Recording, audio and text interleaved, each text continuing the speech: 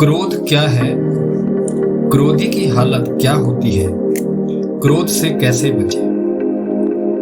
क्रोध भी आदमी के मन की एक भावना है, एक शक्ति है। आप जैसा इसका प्रयोग करेंगे, आपको वैसा ही परिणाम देगा।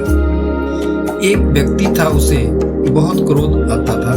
बात बात में वह अपने आप से बाहर हो जाता था।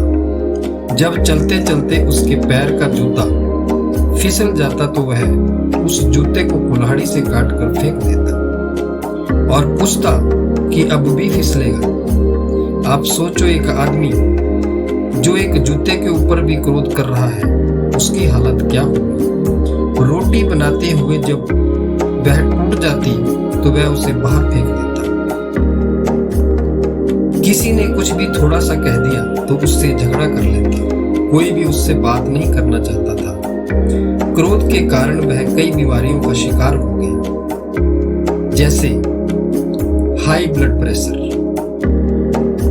शुगर और मानसिक रोग आदि। क्रोध अग्नि है, जैसे लकड़ी पहले खुद जलती है, फिर दूसरी चीज को जलाती है। ऐसे ही क्रोधी पहले खुद अपने आप को जलाता है। यह ऐसे है जैसे आग अपने हाथ से लेकर दूसरे को जलाना चाहते हैं। क्रोधी आदमी दूसरे की गलती की सजा अपने आप को देता है। कई बार तो क्रोधी आदमी क्रोध के कारण गिर भी जाता है और उसे चोट भी लग जाती है। यह ऐसी भावना है जो मनुष्य को संकट में डाल देती है। क्रोध करने के लिए माहौल तैयार करना पड़ता है। जैसे बंदूक में बारूद भरा जाता है, फिर गोली चलाई जाती है। बारूद जलेगा, बंदूक की नाल भी गर्म होगी, यह तो पक्का है। निशाना लगेगा या नहीं, यह पक्का नहीं है। इसी तरह आप जिस आदमी पर क्रोध करते हैं और जिसको गालियां निकालते हैं, वो इसे स्वीकार करे या न करे, उसके पास विकल्प है, मगर आपका मन तो जलेगा ही। आपके पास कोई विकल्प नहीं है। क्रोध हमारी सूझबूझ को नाश कर देता है।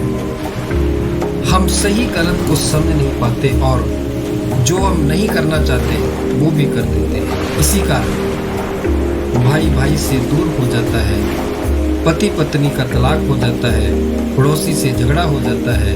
इसी क्रोधी भावना के कारण लोग जेल में सजा काटते हैं। क्रोध बड़ों में ही नहीं, बच्चों में भी होता है। जब उन्हें किसी चीज की इच्छा होती है तो क्रोध करके अपने वजूद का एहसास कराते हैं। क्रोध आता क्यों है? जब हमारे मन की इच्छा पूरी नहीं होती, जो हम चाहते हैं वो काम नहीं बन पाता, तो हम क्रोध करते हैं। अगर सामने वाला हमसे छोटा या कमजोर है तो उस पर हम क्रोधित होते हैं और उसे नुकसान पहुंचाते हैं। अगर सामने वाला शक्तिशाली है तो हम उसे कुछ भी कह नहीं पाते और अपने आप को जलाते हैं और बहुत बीमारियों का शिकार हो जाते हैं। क्रोध के कारण हमारी बालक बुद्धि बन जाती है। हम बच्चों जैसा व्यवहार करने लग जाते हैं। ये वो काम करवाती है जो हम नहीं करना चाहते, फिर विनाश होता है। क्रोध से कुछ प्राप्त नहीं होता, प्राप्त तो मेहनत से होता है। क्रोध से हुए नुकसान को देखो, कितने लोग बर्बाद हुए, कितने मारे गए। इतिहास में कितने युद्ध हुए, जैसे महाभारत का युद्ध। इस युद्ध में महाविनाश हुआ था और कितने लोग बीमारियों के शिकार हो गए थे। क्रोध एक आंधी की तरह है।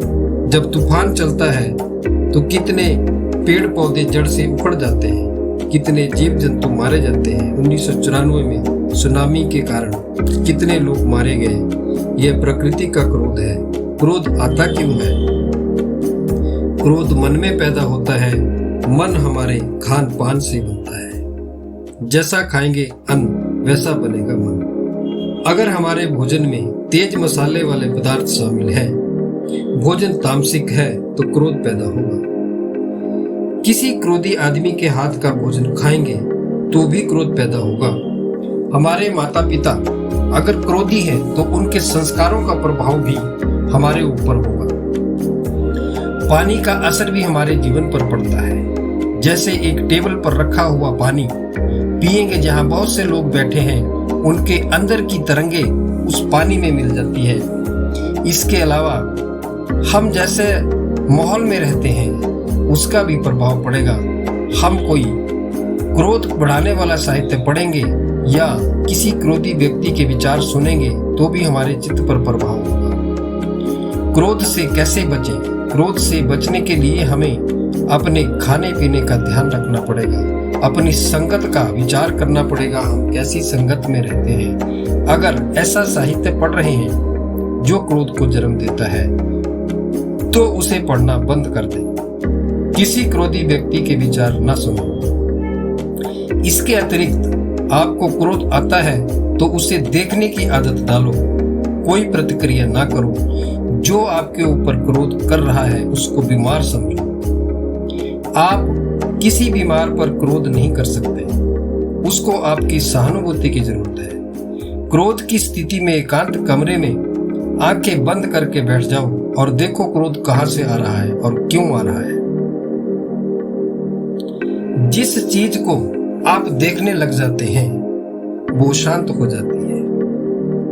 अगर क्रोध आ ही जाए तो अपनी बुराइयों पर क्रोध करो। जो अपनी बुराइयों पर क्रोध करता है परमेश्वर उससे प्रेम करता है। परमात्मा से अरदास करो, कहो, हे ईश्वर, तू सब कुछ जानता है, मैं तेरा ही बंदा हूं, कुछ नहीं जानता, मेरी इस बुराई को दूर कर दे। इस तरह आप शांत होते हैं।